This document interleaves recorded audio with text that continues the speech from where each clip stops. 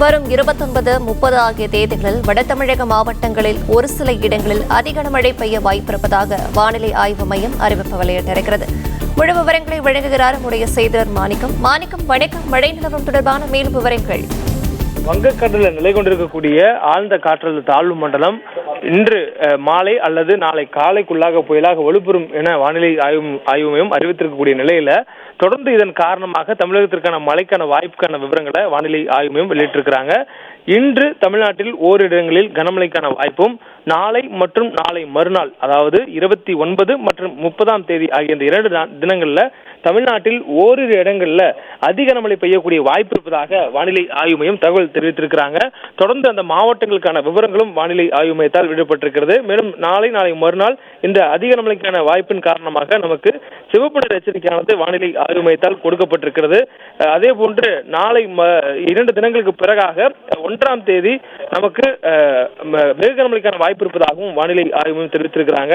இன்றைய தினம் செங்கல்பட்டு, விழுப்புரம், கடலூர், மயிலாடுதுறை, நாகப்பட்டினம், திருவாரூர், தஞ்சாவூர், புதுக்கோட்டை, அரியலூர் ஆகிய மாவட்டங்கள்ல கனமழைக்கான வாய்ப்பு இருப்பதாகவும், நாளைய தினம் செங்கல்பட்டு, விழுப்புரம், கடலூர், மயிலாடுதுறை, நாகப்பட்டினம், திருவாரூர் ஆகிய மாவட்டங்கள்ல ஓரிரு இடங்கள்ல கனமழை முதல் வெகு கனமழையும், இந்த மாவட்டங்கள்ல ஓரிரு இடங்கள்ல அதிக கனமழை பெய்யக்கூடிய வாய்ப்பு இருப்பதாகவும் தெரிவிக்கப்பட்டிருக்கு. மேலும் சென்னை, திருவள்ளூர், காஞ்சிபுரம், அரியலூர், தஞ்சாவூர் மாவட்டங்கள்ல கனமழை முதல் மிக கனமழை பெய்யக்கூடிய வாய்ப்பு இருப்பதாகவும் தெரிவிக்கப்பட்டிருக்கு.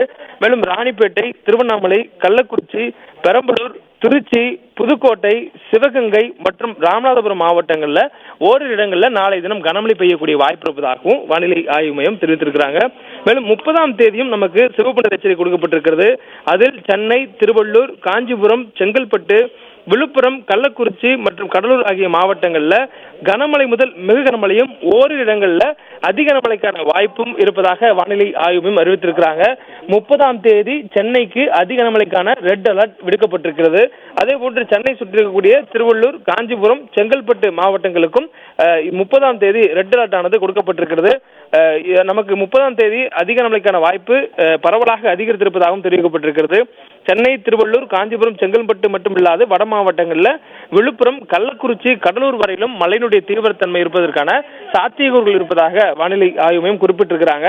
தொடர்ந்து இந்த அதிக கனமழைக்கான வாய்ப்பு இருக்கக்கூடிய நிலையில 30ஆம் தேதி ராணிப்பேட்டை, திருவண்ணாமலை, பெரம்பலூர், அரியலூர், தஞ்சாவூர், திருவாரூர், மயிலாடுதுறை மற்றும் நாகப்பட்டினம் மாவட்டங்கள்ல கனமழை முதல் மிக கனமழை பெய்யக்கூடிய வாய்ப்பு இருப்பதாகவும், வேலூர், திருப்பத்தூர், கிருஷ்ணகிரி, தருமபுரி, சேலம், நாமக்கல், திருச்சி, புதுக்கோட்டை மற்றும் கரூர் மாவட்டங்கள்ல ஓரிரு இடங்கள்ல கனமழை பெய்யக்கூடிய வாய்ப்பு இருப்பதாகவும் வானிலை ஆய்வு மையம் தெரிவித்திருக்கிறாங்க.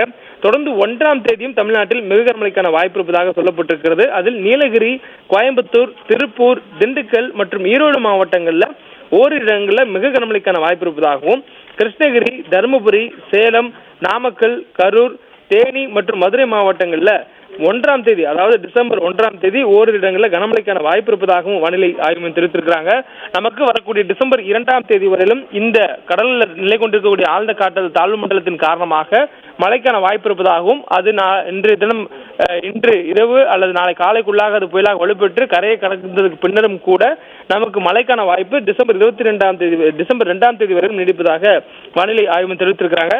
மேலும் தரைக்காற்றை பொறுத்தவரையிலும் இன்றும் நாளையும் தமிழகத்துல வட தமிழக கடலோர மாவட்டங்களிலும் அதனை ஒட்டியிருக்கக்கூடிய உள் மாவட்டங்களிலும் நமக்கு தரைக்காற்று மணிக்கு 45 முதல் 55 கிலோமீட்டர் வேகத்தில் வீசக்கூடும் என்ற அறிவிப்பு கொடுக்கப்பட்டிருக்கிறது. மேலும் நாளை மாலை முதல் 30ஆம் தேதி மதியம் வரையிலும் வட தமிழக கடலோரம் மற்றும் அதனை ஒட்டியுள்ள பகுதிகளில் பலத்த தரைக்காற்று வீசக்கூடிய வாய்ப்பு இருப்பதாகவும், அதிகபட்சமாக மணிக்கு 70 கிலோமீட்டர் வேகத்தில் காற்று வீசக்கூடும் எனவும் வானிலை ஆய்வு மையத்துடைய அறிவிப்புல சொல்லப்பட்டிருக்கிறது. சென்னைக்கு நாளை மிக கனமழைக்கான வாய்ப்பும், நாளை மறுநாள் 30ஆம் தேதி சிவப்பு நிற எச்சரிக்கை அதிக கனமழைக்கான வாய்ப்பும் இருப்பதாக தெரிவிக்கப்பட்டிருக்கிறது. மேலும் புதுவை, காரைக்காலை பொறுத்தவரையிலும் இன்றைய தினம் காரைக்கால் மற்றும் புதுவையில கனமழைக்கான வாய்ப்பு இருப்பதாகவும், 29ஆம் தேதி அதிக கனமழைக்கான வாய்ப்பு இருப்பதாகவும் தெரிவிக்கப்பட்டிருக்கிறது. அதே போன்று 30ஆம் தேதி வாக்கில் புதுவைக்குள்ள மட்டும் ஓரிரு இடங்கள்ல அதிக கனமழைக்கான வாய்ப்பு இருப்பதாக வானிலை ஆய்வு மையம் குறிப்பிட்டிருக்கிறாங்க. மேலும் காரைக்காலில் 30ஆம் தேதி அன்று ஓரிரு இடங்கள்ல கனமழை முதல் மிக கனமழை இருக்கும் என்ற அறிவிப்பும் வானிலை ஆய்வு மையத்தால் கொடுக்கப்பட்டிருக்கிறது. சென்னையை பொறுத்தவரையிலும் இன்று ஓரிரு இடங்களில் லேசான முதல் மிதமான அளவில் மழை பெய்யக்கூடிய வாய்ப்பும், தொடர்ந்து நமக்கு நாளைய தினம் மழையுடைய தீவிரத்தன்மை அதிகரித்து ஓரிரு இடங்களில் மிக கனமழை என்ற அளவில் சென்னையில் மழை பெய்யும் எனவும், அதனைத் தொடர்ந்து நாளை மறுநாள் 30ஆம் தேதி அதிக கனமழை என்ற அளவில் ஓரிரு இடங்களில் 20 சென்டிமீட்டருக்கு அதிகமாக மழை பெய்யக்கூடிய வாய்ப்பு இருப்பதாகவும் வானிலை ஆய்வு மையத்துடைய அறிவிப்பில் சொல்லப்பட்டிருக்கிறது. தொடர்ந்து ஆழ்கடலில் மீன் பிடிக்கக்கூடிய மீனவர்கள் கரைக்கு உடனடியாக திரும்ப வேண்டும் என்ற எச்சரிக்கை கொடுக்கப்பட்டிருக்கிறது. ஏற்கனவே அவர்களுக்கான அந்த முன்னறிவிப்பு கொடுக்கப்பட்டு அவர்கள் கரைக்கு பத்திரமாக அழைத்திருக்கப்பட்டிருக்கிற நிலையில வேறு யாரும் கடலுக்கு செல்லக்கூடாது என்ற ஒரு எச்சரிக்கையும் கொடுக்கப்பட்டிருக்கிறது.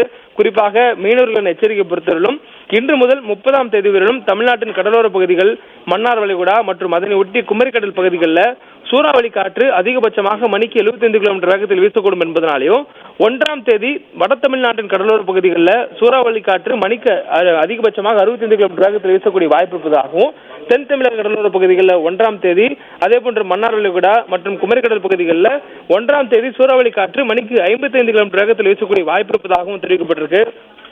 தொடர்ந்து மீனவர்களுக்கான எச்சரிக்கையில மீனவர்கள் 1ஆம் தேதி வரையிலும் கடலுக்கு மீன் பிடிக்க செல்ல வேண்டாம் என்ற ஒரு அறிவுறுத்தலானது கொடுக்கப்பட்டிருக்கிறது. குறிப்பாக தமிழக கடலோர பகுதிகளில் இந்த அறிவிப்பு கொடுக்கப்பட்டிருக்கூடிய சூழல்ல வங்கக்கடல்ல நமக்கு தென்மேற்கு வங்கக்கடல் பகுதிகளில் சூறாவளி காற்று தற்பொழுது வீசுவதாகவும், 28ஆம் தேதி மாலை முதல் 29ஆம் தேதி காலை வரை, அதாவது இன்று மாலை முதல் நாளை காலை வரை அந்த காற்றுடைய வேகம் மணிக்கு 75 கிலோமீட்டர் வேகத்திலும் அதிகபட்சமாக 85 கிலோமீட்டர் வேகத்திலும் வீசக்கூடும் என்பதனால தென்மேற்கு வங்கக்கடல் பகுதிகளுக்கு மீனவர்கள் செல்ல வேண்டாம் எனவும், அதே போன்று அதனை ஒட்டியிருக்கக்கூடிய மத்திய வங்கக்கடல் பகுதி வரையிலும் இந்த காற்றினுடைய தாக்கம் இருக்கும் என்பதனால இந்த பகுதிகளுக்கு மீனவர்கள் வரக்கூடிய 29ஆம் தேதி வரையிலும் மீன்பிடிக்க செல்ல வேண்டாம் என்ற ஒரு எச்சரிக்கையானது கொடுக்கப்பட்டிருக்கிறது.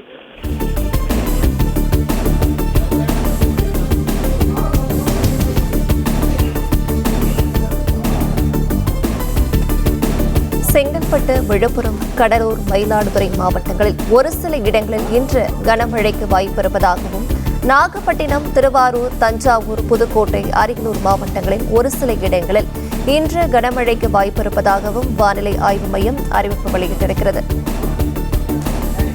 8 மாவட்டங்களில் நாளை கனமழைக்கு வாய்ப்புள்ளதாக வானிலை ஆய்வு மையம் அறிவிப்பு வெளியிட்டிருக்கிறது.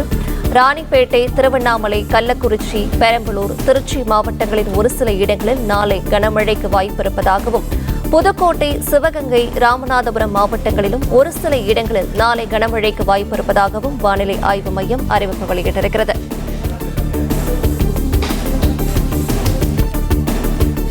இதுகுறித்தான முழு விவரங்களை வழங்கியமைக்கு நன்றி மாணிக்கம்.